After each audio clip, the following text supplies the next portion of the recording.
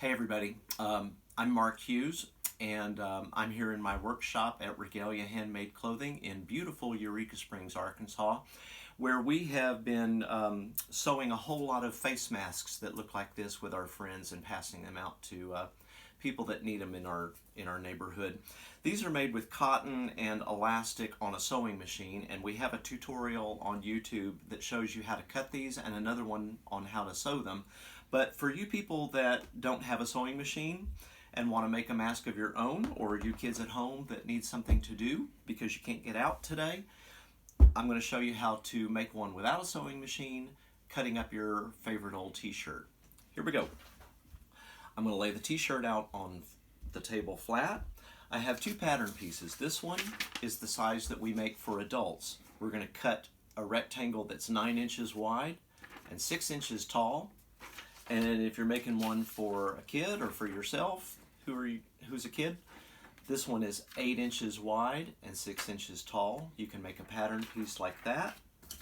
Here's what we're going to do with it. We're going to place it on the shirt. Now I can't have all of the Beatles on one mask, so I'm going to have to make a choice here. I'm going to go right here and get Ringo and George right there. And I'm going to take my scissors and I'm going to cut out this. I'm cutting both layers at the same time.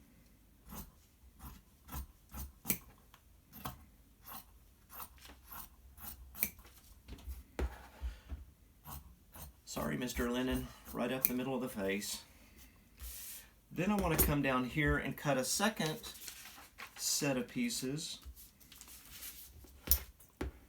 here. So I'm going to have 4 rectangles in all that measure 9 inches by 6 inches.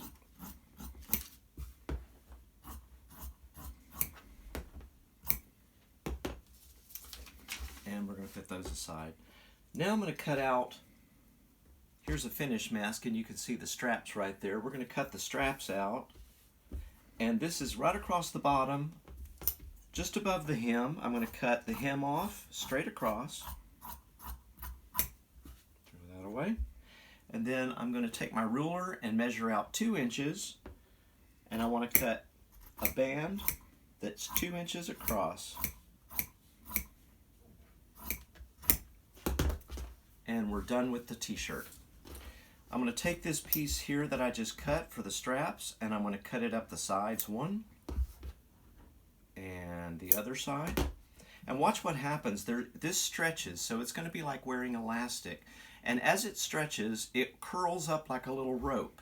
That's a good thing. I'm going to hold on to that, put it aside, and I'm going to put this one aside for now. Take my pattern piece away, and let's stack up our pieces. Now, you can make this with 4 layers of fabric for extra protection. Smooth it out and lay it like so. I'm going to take my needle, and I'm using a long needle with a big eye, and I've got thread that's made for sewing at home on quilts or sewing buttons on, so it's a little bit stronger than ordinary thread. Ordinary thread will work just fine. This is what I have. This is the thread in black that I'm using, extra heavy. You can also use kite string, crochet cord, yarn. You can use dental floss even. Put all that aside. I've got my needle threaded with a knot at the bottom, about as long as my arm. I'm going to start over here on the corner, and I'm going to go in and out the back and pull my knot down to the top. And then I'm going to go all the way across, in and out, and my stitches are about 1/4 of an inch apart from each other, through and up. And I'm going to go all the way across the long end, which is going to hold all 4 layers together.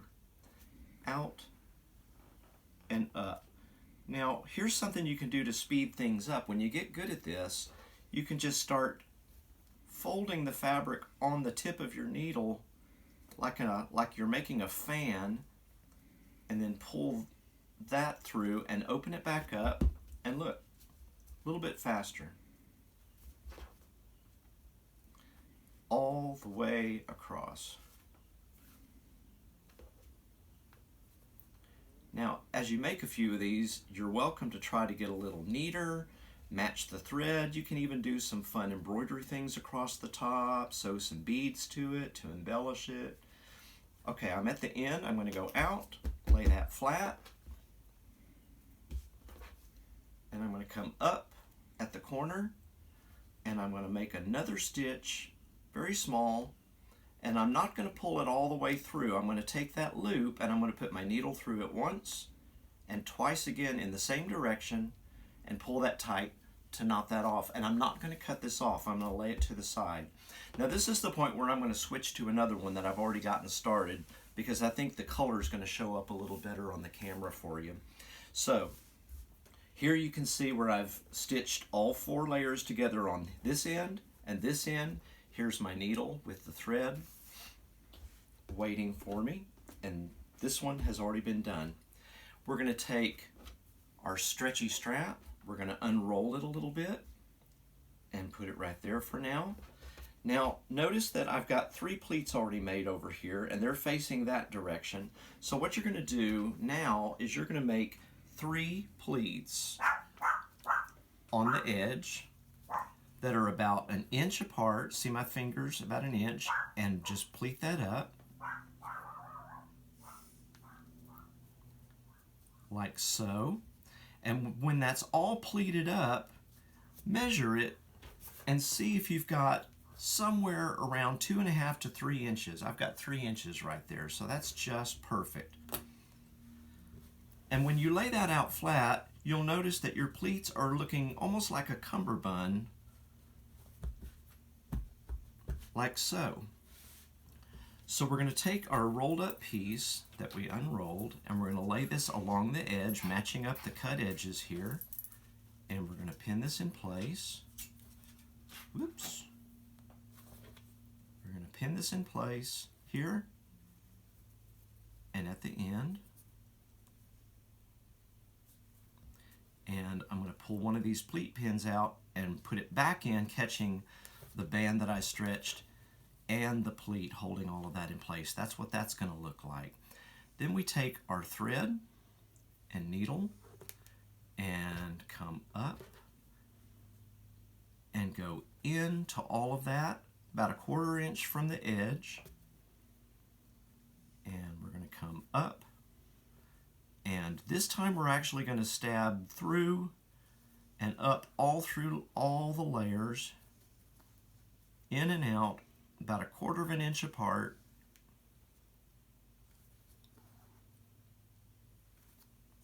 and I'm going to go all the way to the end.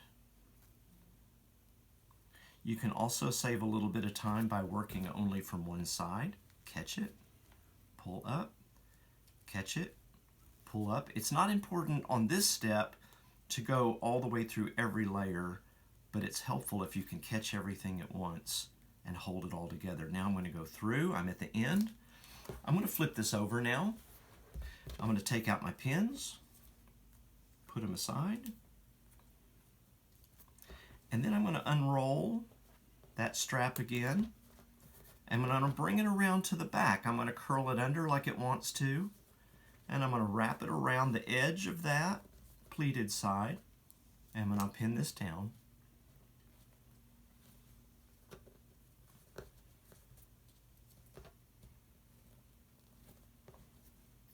And take my needle and go through, and I'm going to sew all the way through,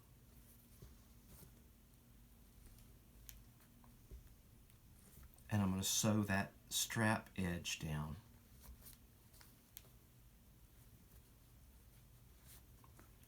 All the way across. See.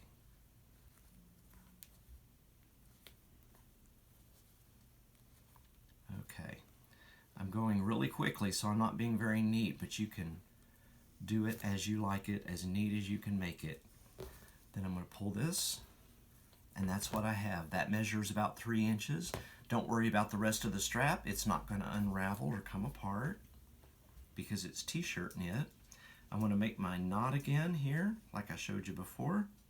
Make a stitch. Don't pull it all the way down. Take your needle through the loop once, twice in the same direction, and tighten that down. and cut it away. Now you have a mask, and it goes on like this over your nose.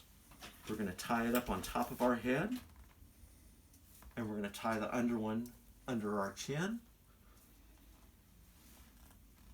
like so. This one's really great because it's knit, it's comfortable, you can breathe through it, it's got 4 layers of protection, you can sort of hear me talking through it. You can also take it off and wear it, and you'll have it when you need it.